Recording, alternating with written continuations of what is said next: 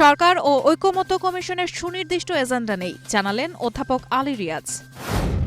2013 সালে শাপলা চত্বরে অন্তত 58 জন নিহত হয়েছেন, ফেসবুক পোস্টে প্রধান উপদেষ্টার উপপ্রেস সচিব আবুল কালাম আজাদ মজুমদার। দেশের আবহাওয়া ও অবস্থার দিকে তাকিয়ে ফেব্রুয়ারি কিংবা এপ্রিলে নির্বাচন হওয়া উচিত, মন্তব্য ডাক্তার শফিকুর রহমানের। বিএনপি সমর্থন প্রত্যাহার করলে কি অবস্থা হবে ডক্টর ইউনূস জানেন না, বললেন বিএনপির ভাইস চেয়ারম্যান শামসুজ্জামান দুদু। আওয়ামী লীগকে নিষিদ্ধ চায় হেফাজতে ইসলামও। আওয়ামী লীগ মারা গেছে বাংলাদেশে, জানাজা হয়েছে দিল্লিতে, মন্তব্য হাসনাত আব্দুল্লাহর। ভারতের সঙ্গে উত্তেজনার মধ্যেই ব্যালিস্টিক ক্ষেপণাস্ত্রের পরীক্ষা চালিয়েছে পাকিস্তান। এবং দেশের ক্রিকেটে নতুন তারকা জাওয়াত করেছেন দ্রুততম 2 সেঞ্চুরির রেকর্ড।